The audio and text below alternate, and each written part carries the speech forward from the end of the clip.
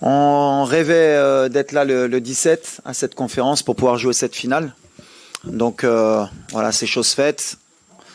Très heureux de pouvoir jouer une finale de Coupe d'Afrique à domicile. C'est le rêve de n'importe quel joueur, je pense, et entraîneur. Donc voilà, maintenant on a le dernier match, la dernière marche, qui va être sûrement la plus difficile, contre une des meilleures équipes, bien sûr, d'Afrique et aussi au monde. Super coach, super joueur, gros effectif, 3 finales sur 4. Ça parle de même, mais je pense que c'est bien pour le football africain que les 2 meilleures équipes se rencontrent en finale. Maintenant, voilà, on va jouer chez nous. On a un objectif depuis 2 ans, depuis l'élimination en Côte d'Ivoire. Et on espère être à la hauteur demain pour, bien sûr, rentrer dans l'histoire et rendre heureux nos supporters. Voilà. Merci, coach. Yes, please. Bonjour à tous. The microphone, please. Bonjour à tous. Voilà, on est tous très contents d'être arrivés en finale. On sait que c'est quelque chose d'important pour le pays, pour le peuple.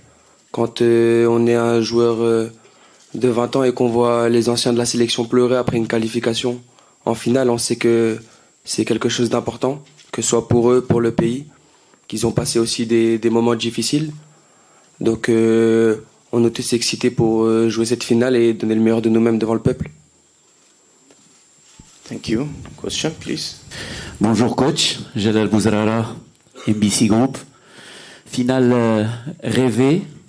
On peut pas rêver d'une meilleure vitrine pour une aussi belle Coupe d'Afrique des Nations que celle organisée par le Maroc. Au Sénégal, l'expérience de ce genre de rendez-vous, 3 finales lors des 4 dernières éditions, un parcours contrôlé jusqu'à présent. Au Maroc, l'apport du public et une prestation de plus convaincante depuis le début de cette Coupe d'Afrique des Nations. Quel sera le facteur le plus déterminant à ton avis? Merci. Le facteur, ça va être déjà pour nous, surtout la gestion des émotions depuis le début. Voilà, l'équipe qui a la pression, naturellement, c'est le Maroc. C'est normal, on joue à domicile.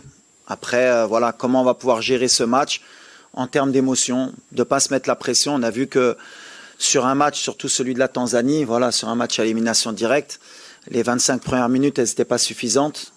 On aurait pu payer cash. Mais derrière, on a vite corrigé le tir, que ce soit contre le Cameroun ou contre le Nigeria. Ça y est, je pense que les joueurs, ils ont compris qu'il fallait se relâcher. Donc demain, ma seule crainte, c'est ça. C'est de ne pas jouer relâché, de se mettre trop de pression sur cette finale, de commencer à penser négativement. Alors que voilà, c'est un match de foot, c'est une finale, il faut la jouer, il faut se faire plaisir.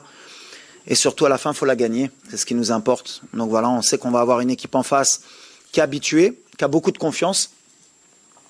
Les Sénégalais sont passés par là. Hein. C'était une équipe un peu comme le Maroc. Hein. Pour pouvoir une finale ou pour être régulier, c'était compliqué pour eux. Maintenant, on voit que quand ils rentrent dans ces compétitions, même quand on les voit un peu moins bien, un peu comme nous au premier tour, beaucoup de critiques. Le Sénégal peut mieux faire, le Maroc peut mieux faire, mais à l'arrivée, les grosses équipes, elles sont là à la fin. Donc voilà, pas ce qui me fait peur, mais le Sénégal, ils seront là demain, public, pas public. Ils ont été au stade des Martyrs. Ils n'ont pas été inquiets, ils sont costauds. J'espère juste qu'ils n'auront pas un excès de confiance, et que nous non plus. Mais voilà, ça va être une belle finale, ça joue sur les détails. Une finale, c'est du 50-50. Nous, on aura peut-être 51 avec le public. S'ils sont aussi bons qu'en demi et en quart, peut-être qu'on montera à 55. Mais en tout cas, ça sera ni facile pour eux, ni pour nous. Mais nous, on est confiants, eux aussi. Et j'espère que la meilleure équipe gagnera. Before we continue with the questions, please, I would kindly ask our colleagues, photographers, no more photos. Please sit down. Photographers, thank you so much. Please go ahead. Bonjour coach, Soufiane Razek, journal Ankh. Ma question à propos de l'état physique des joueurs, de 3 jours, le match du Nigeria, où on a fait la prolongation ou les penalties, واش كتشوف l'état physique ممكن تأثر على le style de jeu ديالنا في الفينال ولا غنحافظوا على نفس le style de jeu. وسؤال متعلق بواش هاد لو ماتش الريزولتا ديال الماتش غتكون ديتيرمينون ابروبو لو فيتور ديالك مع ليكيب ناسيونال او نو. ميرسي. Pour le côté on va dire athlétique, bah forcément, nous, on a une demi-heure de plus dans les jambes. Mais quand on veut gagner cette compétition, quand on veut aller au bout, et nous, on a l'expérience aussi avec la Coupe du Monde, voilà, on sait qu'à un moment donné, le critère physique et psychologique, il est déterminant. Mais nous, on ne va pas se cacher derrière ça. On a un effectif. Et si un joueur doit être fatigué demain, je ne pense pas à demain qu'il va lâcher. Donc voilà, sur le côté mental, on va être là. Tout le monde a envie de marquer l'histoire. Et s'il y a une gêne ou s'il y a quelqu'un qui n'est pas à 100%, il ne débutera pas le match. Et si au bout de certaines minutes, on voit qu'il y en a qui sont un peu moins bien, on a des joueurs sur le banc qui peuvent prendre le relais et garder cette intensité, en tout cas sur le style de jeu, sur l'envie qu'on a. On sera dans les mêmes critères que ce qu'on produit depuis 2 ans. Même si voilà, c'est toujours plus facile quand tu joues le Cameroun ou le Nigeria que les gens apprécient ce qu'on fait. Mais pour moi, on a toujours joué de cette manière depuis 2 ans. On est sur une série de victoires consécutives de 19. Après, quand tu joues des équipes un peu moins faibles, on voit moins un peu cette intensité parce qu'on a beaucoup plus de possession. Et donc, on voit moins ce pressing, moins ce repli, moins cette agressivité qu'on a. Demain, en tout cas, voilà, on va avoir un bel opposant et on sera obligé d'être à ce niveau-là, sinon on ne va pas exister. Donc voilà, on sait que sur ce côté-là, on peut pas relâcher. Et si on relâche, c'est qu'on n'aura pas été au niveau, c'est tout. Donc on ne va pas chercher d'excuses ou bien physiques ou bien mentales. Demain, on sera présent et le Sénégal aussi. Question. سلام كوتش هنا ايوب الصري من دوزام. حنا لي جورناليستنا كاملين والمغاربه كاملين جامي شفنا لاكان وحنا دابا تايقين فيكم كاملين عايشين بحال قطر جدودنا خوتنا في الزنقه باغتو كلشي متبعكم كلشي كيدعمكم بوغ دوما رجعتوا المغرب كامل يونيون كلشي ولات يونيتي في المغرب كامله بسببكم بغينا نعرفوا شنو الديسكور اللي يمكن يكون باش ماشي غنطلبوكم نتمناو منكم ان لاكوب تبقى هنا في المغرب حيت فريمون اكثر شعب واكثر بلاد الكره كتستحق تاخذ شي لقب ديال لاكان وليد. Non, Inch'Allah, l'objectif de toute façon, c'est l'objectif de tout un pays, bien sûr, de tout un peuple. Après, ça va peut-être vous énerver, ça reste que du football. Nous, on va jouer à une finale de Coupe d'Afrique. On espère que ce ne sera pas la dernière dans l'histoire du Maroc. C'est comme ça que je vois les choses. C'est que le début. Si on pense que c'est juste une opportunité qui nous vient et qu'il ne faut pas la louper parce que sinon on ne va plus jamais la gagner, ce n'est pas mon modèle de pensée. Et je vous ai toujours dit que depuis que je suis arrivé ici, j'essaye de changer les mentalités. Pour moi, le Maroc, c'est un peu comme pour le Sénégal. Voilà. Aujourd'hui, ils sont sur 3 finales en 4 éditions. L'objectif du Maroc, c'est pas juste de jouer cette finale et de la gagner et d'être content pendant 50 ans et de dire on a gagné une CAN. C'est de revenir dans 2 ans, de revenir dans 4 ans. Et si on la gagne pas demain, c'est de la gagner la prochaine, mais d'être là. L'objectif des grands pays de football, c'est d'être régulier. Il y a toujours des cycles. Et moi, l'objectif, bien sûr, c'est de la gagner demain. C'est de faire plaisir à ce public parce qu'il le mérite. C'est d'arrêter cette série négative. Mais ça va pas s'arrêter demain. Que tu la gagnes ou pas. Quand on veut être un grand pays de football, c'est pas parce que tu vas la gagner demain qu'on sera content à faire la fête et qu'il faudra repartir au charbon dès le lendemain et repartir pour en regagner une deuxième et mettre une 3e étoile. C'est comme ça qu'il faut penser. Maintenant, mon discours, c'est le même depuis 2 ans avec mes joueurs. C'est on a perdu contre l'Afrique du Sud, on s'arrête pas là, on repart, on retravaille et on revient. Et aujourd'hui, on est revenu de la meilleure des manières. Et demain, on va essayer de marquer l'histoire. Mais sans être négatif. Inch'Allah, on va gagner demain. Mais l'objectif après, c'est pas juste de dire on a gagné ou de perdre et de pleurer. Et qu'on pleure en étant heureux ou malheureux, on va repartir. Parce que les Marocains aujourd'hui sont comme ça. On repart à chaque fois.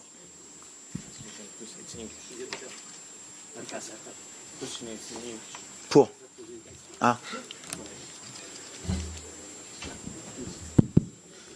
Hi, Walid. Osaso Baiwan from The Guardian and The Observer. The last time I asked you a question, that was just before the semi-final against Nigeria, where you talked about what you have had to endure having to manage this team. My questions are, now you're in the final. When you got to the final, what was your first thought about getting there? And my second question is that in Sunday's final, there are 2 options. You're either going to lift the trophy or you are not. Regardless of whatever result you get, what lesson would you want Moroccans to learn from having staged this AFCON and playing in this AFCON at home for the second time in nearly 40 years? Thank you.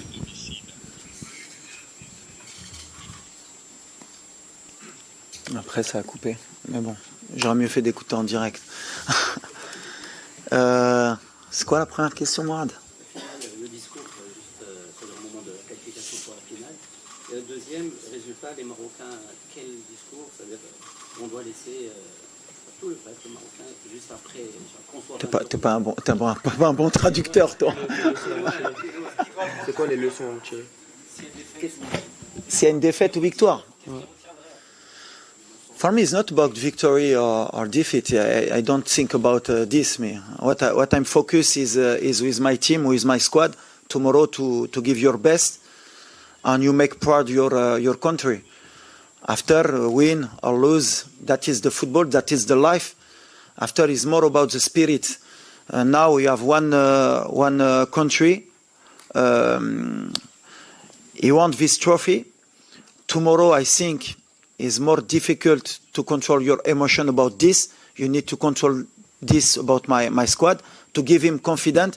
But I can't to begin to think about if I lose or if I win. I have one game to play in the pitch, and after the game, you can't to ask me about the defeat of the victory.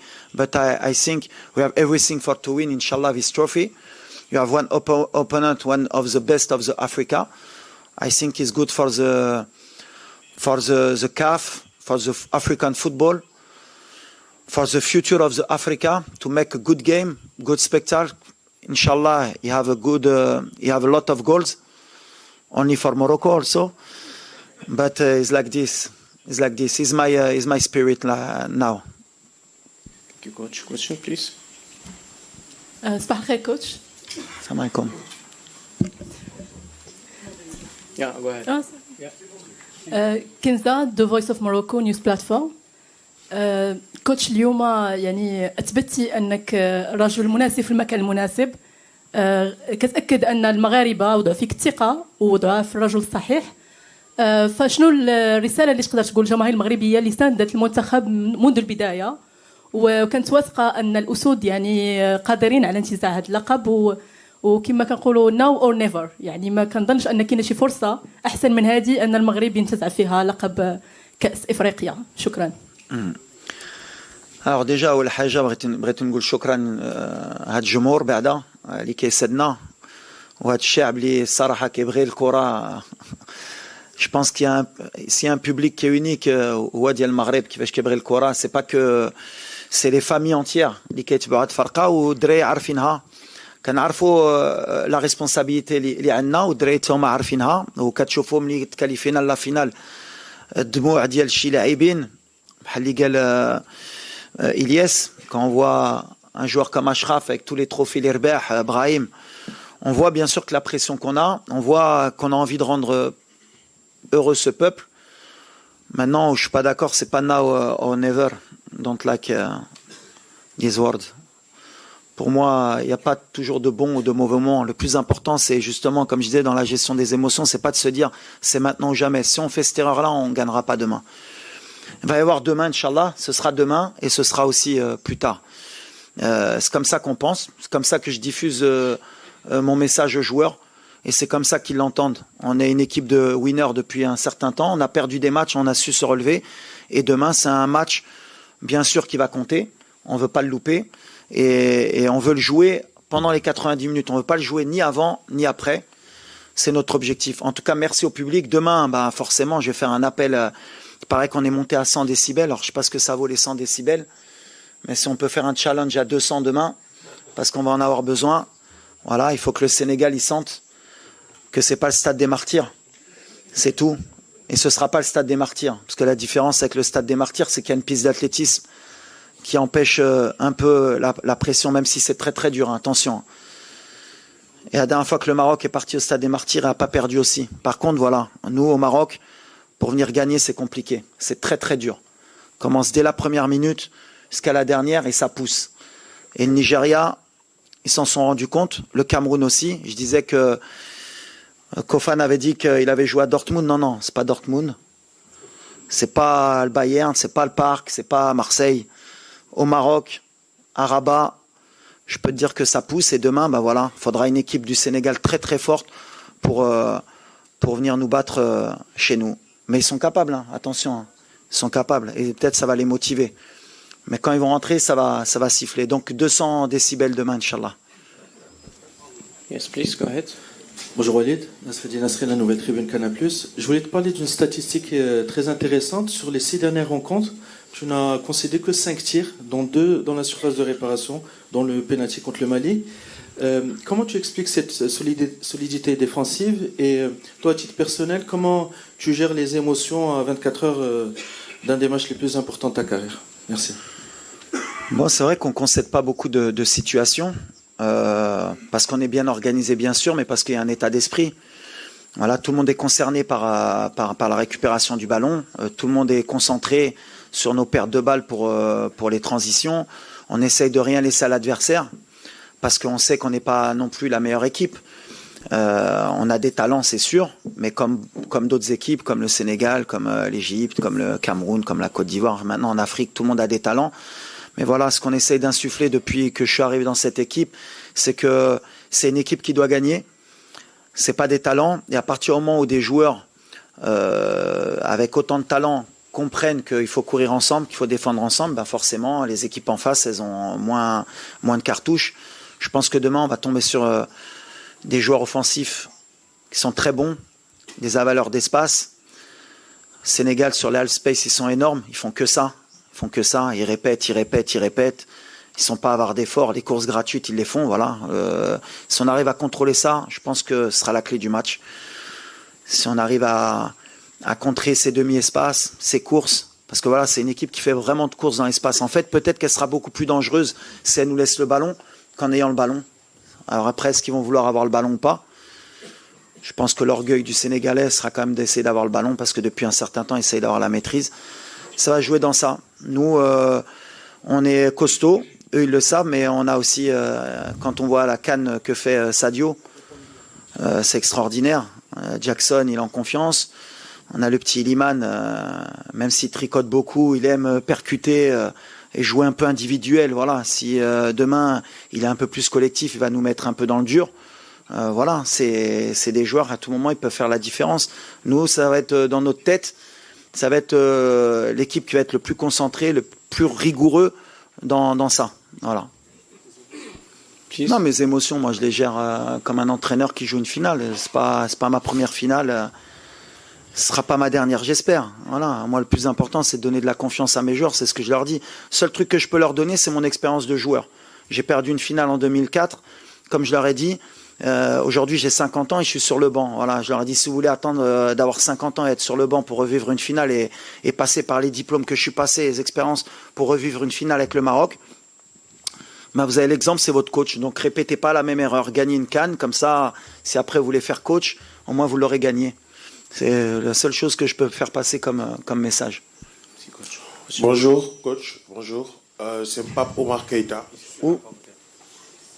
Salut. Salut. Bonjour, coach. Je m'appelle Pape Omar Keïta, journaliste au niveau de Sénéweb, Sénégal. Coach, vous savez que les Marocains et les Sénégalais sont deux peuples très proches et que le public marocain, autant de moins, a beaucoup soutenu le Sénégal durant cette CAN. Comment allez-vous mettre ce côté fraternel pour rester concentré et est-ce que vous n'avez pas peur que le résultat du match influe la relation entre ces deux peuples? Merci. Ouais, c'est une bonne question, mais on va rester fraternel jusqu'au coup de sifflet final. Enfin, là, on est fraternel jusqu'au début du match. Quand il va siffler l'arbitre, ça va être un match de football. Et quand il va siffler, il n'y a rien qui pourra empêcher ou rompre les liens qu'ont les Marocains avec les Sénégalais. On est frères, on était frères et on restera frères. C'est indélébile, dans la victoire comme dans la défaite. Si Dieu ne nous accorde pas la victoire, on félicitera nos frères et on sera heureux pour eux. Ils auront mis la 2e étoile. Et je suis persuadé que si c'est le contraire, les Sénégalais ils feront de même. Après, entre-temps, il y a un match de football où les deux veulent gagner. Mais voilà, moi, j'ai une relation avec le Sénégal qui est très forte. Je vivais à Corbeil-Essonnes. Mes voisins au 4e, je vivais au 3e. C'était la famille Tal. Voilà, je passe un salam à Hassan Tal et à Mariam Tal. On est fâchés jusqu'au coup de sifflet final. Ils veulent que leur pays gagne. Mais ça n'empêchera pas que, voilà, ils venaient chez nous, on montait chez eux et on est frères. Et en Afrique, il faut qu'on ait aussi ce côté-là. Il y a des matchs, on se chamaille, tout le monde veut gagner, mais qu'à la fin, ça y est, on est tous ensemble, on veut le bien de chacun. C'est mon mode de pensée, ça retirera pas tout le bien que je pense des Sénégalais et ça retirera pas tout le bien que pensent les Sénégalais du Maroc, j'en suis sûr. Bonjour. Bonjour. Ferrand de Radio France. Je vous laisse respirer un peu, c'est une question pour... Un peu quand même, mon petit, je l'ai ramené à 20 ans pour qu'il prenne un peu, je veux voir comment il va répondre, s'il est prêt. Non, Elias, on a beaucoup parlé évidemment de la pression qu'il y avait sur le Maroc, de cette envie du peuple marocain derrière, de gagner enfin cette CAN. Comment vous en avez parlé d'ailleurs en introduction, ça vous a marqué de voir les anciens pleurer de fait de se qualifier en finale. Comment vous, qui êtes au début de votre carrière, au début de l'aventure, avez vécu toute cette épopée, parce que ce qu'a vécu le Maroc, Pape Thio le disait tout à l'heure, d'arriver en finale quand on a la pression comme ça, c'est très fort. Comment vous avez vécu, vous, toute cette épopée? Merci. Moi, c'est simple. Je pense qu'elle a commencé il y a un peu moins de 2 ans quand j'ai eu la chance de pouvoir rejoindre le groupe. Je viens après une défaite en Coupe d'Afrique contre l'Afrique du Sud. Donc, c'était un moment un peu noir pour tous les Marocains. Et voilà, pendant 2 ans, avec notre sélectionneur, on a travaillé corps et âme sur le terrain et à l'entraînement pour pouvoir appliquer ses consignes et venir à la prochaine CAN le plus près possible. Et c'est chose faite. Aujourd'hui, on est à un match d'écrire l'histoire. Donc je pense qu'on est le plus concentré possible. Et comme je l'ai dit en introduction, quand tu bats le Nigeria et que tu vois des joueurs comme Ashraf, comme Brahim Diaz, comme Yacine Bounou pleurer parce qu'ils savent comment c'est dur une Coupe d'Afrique, tu te rends encore plus compte de l'exploit que tu es en train de faire et t'en veux plus. Donc tu sais que la dernière match, va falloir essayer et tout faire pour la franchir. Donc on est prêt, on est concentré. Question, please. Yeah, go ahead. شكرا. السلام عليكم، وحمد البوحساني موقع الدار. تحية الوليد وبن صغير وجميع اللاعبين. اكيد غدا 18 الشهر المغرب كامل غيوقف باش يساند المنتخب ديالو، وغنكونوا كاملين مع وليد ومع الكتيبه د وليد. فقط هناك واحد التخوف بسيط وبغينا نعرفوا وليد الكراكي كيفاش كيتعامل معاه، خصوصا الميساج اللي كدوز للاعبين على التحكيم. وشفنا بالرغم من اننا تاهلنا ضد نيجيريا الا ان التحكيم المغاربه كانوا يعني سترايس من التحكيم، يعني ما عجبناش وربما الاخطاء كثرات. من هذه الناحيه شنو رسالتك كوليد للاعبين باش يتجاوزوا هذا سميتو ما يكونش عنده تاثير؟ وبالنسبه سؤال واحد بس. Only one question, please. Concernant l'arbitrage.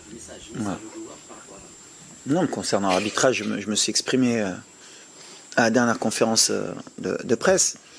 C'est pas quelque chose qui doit nous polluer et qui va pas nous polluer. Aujourd'hui, voilà, les erreurs d'arbitrage ou des discussions sur l'arbitrage, et à chaque match, que ce soit à la CAN ou en Europe, il y a toujours des histoires d'arbitrage. De toute façon, c'est comme ça. Ce qui est dommageable, c'est que on en fasse trop, faut les protéger. Moi, mes joueurs, à chaque fois, je leur ai dit, à chaque fois à la fin du match, ils me disaient penalty et pas penalty pour nous, on n'est pas. Et alors que les gens ils disent qu'on est protégé, donc c'est comme ça. Genre, on reste concentré sur le terrain. Si vous voyez l'arbitrage, l'équipe nationale d'Égypte contre le Sénégal, ils se sont plaints de l'arbitrage. Alors que voilà, à chaque match, l'équipe qui se fait éliminer parle de l'arbitrage. C'est quelque chose qu'il va falloir qu'on, peut-être dans la mentalité africaine aussi, qu'on ait une prise de conscience. Alors comment la faire évoluer? Parce qu'elle est là quand même, il faut dire la vérité. On a toujours cette crainte concernant l'arbitrage avant chaque match. On a toujours des plaintes après chaque match. Alors voilà, il faudra peut-être s'asseoir entre dirigeants, avec l'arbitrage, avec les joueurs, avec les coachs, pour qu'on comment je peux dire, aplanir un peu tout ça, pour qu'on reparte peut-être d'une feuille blanche. À part si vous voulez qu'on retourne un peu dans les choses où on va dire on va ramener des arbitres européens, comme ça on sera un peu plus sûr qu'il n'y ait pas de choses, et là après on reviendra en arrière. On a un continent qui avance, il faut faire confiance en nos forces. Aujourd'hui il y a 2 entraîneurs sur le banc de 2 grandes nations du football qui sont issus de leur pays. Il y a des arbitres qui peuvent être de très haut niveau en Afrique, il y a des joueurs qui sont de très haut niveau en Afrique. Il faut juste qu'on travaille un peu plus, qu'on soit conscient qu'il y a des erreurs, qu'il y en aura. À chaque compétition, tu regardes le dernier Euro, tu regardes la Coupe du Monde. Nous, on a joué une demi-finale de Coupe du Monde. Il y a un penalty sur Bouffal. On ne s'est pas plaint. On n'a pas dit on a perdu une demi-finale de Coupe du Monde, on aurait pu gagner alors qu'il y avait un penalty. C'est comme ça que je dis à mes joueurs, on repart et on retravaille. Et un jour c'est de notre côté et un jour ce ne sera pas de notre côté. Mais à l'arrivée, en général, c'est les meilleurs qui gagnent. Il n'y a jamais trop de surprises sur une compétition qui est aussi longue. Sur un match, peut-être on peut se faire léser, mais sur une génération ou sur une compétition, c'est assez rare. En tout cas, moi je dis aux arbitres, continuez, travailler comme nous on doit travailler et voilà, et vive l'arbitrage africain, et vive les joueurs africains et vive l'Afrique, ce qui m'importe. Yes, please, question. Mr. Juan Castro del Diario Marca de España. Talking about Brahim Diaz, we see the goals, we see the commitment, but what can you tell us about Brahim, what we cannot see, the living with the teammates, the trainings? If you have the sensation that you give back Real Madrid a new player with more confidence. Gracias, thank you. Sí, lo que es bien por Brahim es lo que te he dicho la otra vez. Es su mentalidad. Ha cambiado mucho. De cuando ha venido claro con muchas ganas, que mucha gente le están esperando para que hacer mucha diferencia. Y ahora ha entendido que es uno más en el equipo. Claro que es un factor X para nosotros que puede marcar en cada jugada, pero lo más importante para nosotros es cómo corre por el equipo y cómo anima este estilo ofensivo que queremos. Y por ejemplo, no ha marcado el último partido, pero está uno de los más felices a llorar para jugar por Marruecos, ha elegido Marruecos y ahora estoy feliz porque el proyecto que le doy yo con el presidente de la federación, el día que me fue, me recuerdo hace 3 años a Milán y que le habló del proyecto de venir a jugar con Marruecos, que la verdad que no le mentiera, que cuando le he dicho que aquí va a tener gente que le van a querer por la vida y que si muere por el equipo, por la afición, nunca le van a olvidar y que puede ganar título también, puede jugar mundial. Y ahora es eso que le pasó y estoy muy feliz de la actitud y estoy feliz que también va a volver a Madrid con mucha más minutos, por lo menos, y seguro que va a competir para ganar su puesto. Pero ahora tiene que acabar el trabajo mañana, sobre que es importante para él, para nosotros. Question.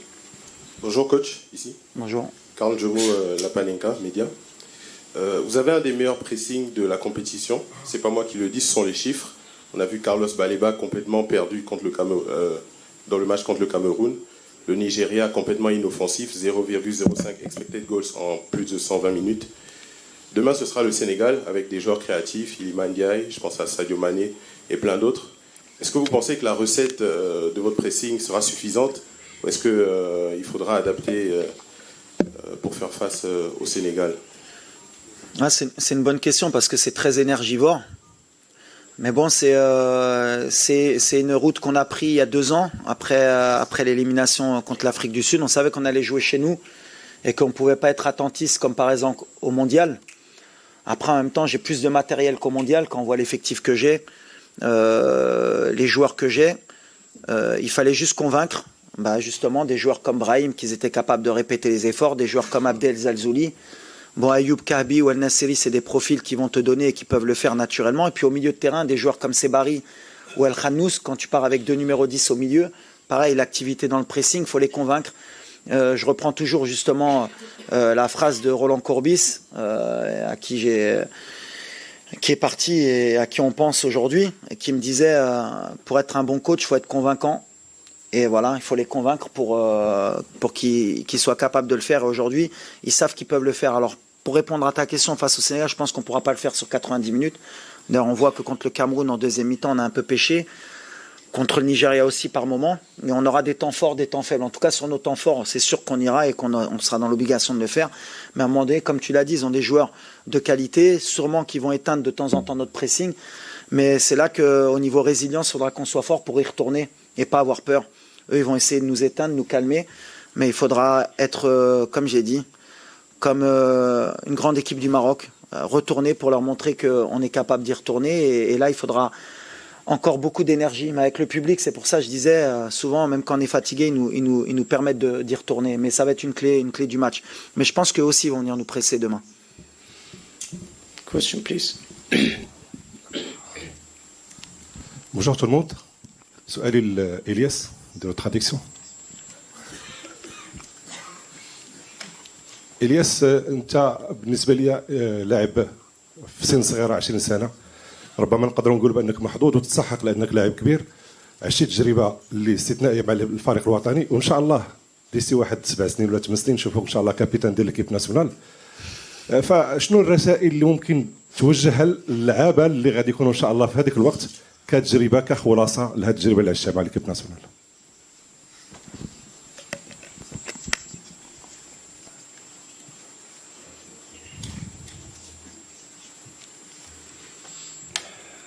Tout d'abord, merci. Et oui, on peut dire que je suis très chanceux de pouvoir faire partie de cette aventure qui est pour l'instant incroyable et que j'espère qu'il le restera. Qu'est-ce que je pourrais transmettre aux générations futures? Déjà, la difficulté d'une CAN. J'imaginais pas que c'était aussi difficile, sincèrement. Aussi bien que le football africain, j'en ai fait part aussi à Walid, à mon arrivée en sélection. On peut voir que le football africain se développe. Il y a de très très bons joueurs en Afrique, parfois même pas très connus. Et tu t'en rends compte durant les matchs. Donc oui, je pourrais leur apporter, on va dire, cette petite expérience que j'ai maintenant, durant mes 2 années en sélection, de la difficulté d'une CAN, la pression d'un peuple, les hauts et les bas, et qu'il faut savoir faire parfois le dos rond, assumer les critiques et aller vers l'avant, parce que c'est pas que nous, en tant que joueurs, qu'on le fait, c'est aussi pour le peuple marocain. Quand on peut voir la joie qu'on leur transmet, que ce soit dans les rues, qui font la fête jusqu'à pas d'heure, parce qu'ils nous aiment et ils nous supportent, ça nous donne envie de leur donner encore plus. Last question, please. Bonjour Walid, bonjour Elias. Hervé Penaud, joueur de l'équipe. Je voulais juste pour prolonger cette idée de la défense. La défense était pourtant, avant le début de la compétition, un des points sur lesquels tu étais assez critiqué. On disait mais qui va mettre à côté, Saïs qui revient, etc. Et finalement, autour du tournoi, ça s'est complètement mis en place. Et je voudrais que tu expliques un peu ce mécanisme, cela. Alors c'est bien parce qu'en plus on a commencé avec Romain, on a joué avec Yamik et on finit avec Adam. Donc c'est alors Romain pendant 1 an et quelques il était pas venu à cause de blessures ou des choix aussi de ma part. Jawed il avait été installé à un moment donné, on a eu Harkes. Alors dès ma prise de fonction, je m'en rappelle, j'avais intégré le petit Shadi Riyad qui était un futur talent. Et malheureusement, il s'est blessé 2 fois. Et c'est vrai que dans ma projection de cette CAN à domicile, c'était plus Shadi qu'on avait en perspective. Malheureusement, il s'est blessé. Et entre-temps, j'ai essayé beaucoup de charnières centrales. Ma crainte, honnêtement, la vérité, c'était pas qui allait jouer. C'était plus Aguerd, il faut pas qu'il se blesse. Et à partir du moment où on avait Aguerd, je savais que qui allait être à côté, Aguerd allait le bonifier. Parce que c'est vrai qu'on ne parle pas assez de Naïef. Mais voilà, on a un des meilleurs défenseurs centraux d'Afrique, qui a été sous-coté très longtemps. Bon, après, moi, je peux être dithyrambique. C'est un petit que j'ai lancé à 17 ans au Maroc. Mais comme je disais, un joueur gaucher, bonne relance, qui va vite, qui saute haut, il doit se retrouver dans un top club européen, forcément. Mais il y est aujourd'hui avec Marseille, pour pas que les Marseillais m'en veuillent. Mais voilà. Tant qu'on avait Naïef, j'avais pas trop d'inquiétude. Mon inquiétude, c'était quand il a eu son début de pubalgie là, au mois de novembre, en se disant que par contre, s'il n'y avait pas Naïef, quelle charnière on allait aligner. Et là, on aurait peut-être eu un peu plus de difficultés. Aujourd'hui, le fait d'avoir joué pendant 1 an et demi et d'avoir beaucoup de problèmes justement sur cette charnière, ça nous a permis d'avoir vu Jawed, d'avoir vu Adam. Romain, bon, il connaît la maison. Et donc, du fait que dans la compétition, qu'on a eu ce genre de problème, on n'a pas eu à bricoler. Et d'ailleurs, beaucoup de gens m'ont reproché la sélection de Romain. C'était dans ce sens-là, d'avoir un joueur d'expérience qui connaît la maison pour que si on ait ces problèmes, parce qu'on aurait pu commencer avec Adam Massina et il serait blessé, on aurait fini avec Romain qui connaissait la maison. Après, ça, c'est des réflexions d'entraîneurs que certains ne peuvent pas aussi voir. Mais en tout cas, on a souvent été solide de toute façon depuis ma prise de fonction. Si on voit le nombre de clean sheets, si on voit la Coupe du Monde, en général, pour nous mettre des buts, c'est quand même compliqué. On a cet état d'esprit, on l'a inculqué parce que c'était un peu ce qui nous manquait au Maroc. Quand j'étais joueur, bien sûr, même quand j'y étais plus. D'ailleurs, on peut voir d'anciens joueurs qui se plaignent un peu de notre style de jeu.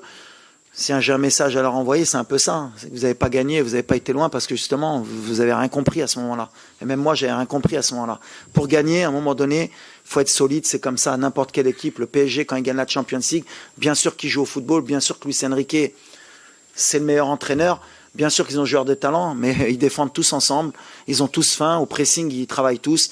Et qu'à un moment donné, le talent, il suffit pas, et encore moins en Afrique. À un moment donné, c'est ce que j'essaie d'apporter justement sur cette sélection, sur cette génération qui arrive, sur les plus jeunes, que quand on veut gagner des titres, il faut être solide. Et aujourd'hui, le Maroc, on est solide défensivement. Et après, le reste, on l'a toujours eu. Les joueurs de talent, des Brahim Diaz, des Hakimi, des Tarab, des Belanda, des Boussoufa. On a toujours eu des joueurs de talent. Des Zaïri. C'est pour ça que je dis, à chaque fois, on me dit, j'ai une super génération. Le Sénégal, ils ont toujours une super génération. Le Maroc, ils ont toujours une super génération. La différence aujourd'hui, le mindset que le Sénégalais ont pour être régulier. Le Maroc, le mindset maintenant qu'on a pour être régulier, c'est ce qui fait que maintenant on peut rivaliser avec les Européens, avec les Sud-Américains. C'est qu'aujourd'hui en Afrique, notre football, il a grandi. Et pour finir, comme ça on finit sur une bonne note et on oublie la finale. Je pense que si on est comme ça, prochaine Coupe du Monde, la 2026, il y aura plus de pays africains en quart et en demi, Inch'Allah.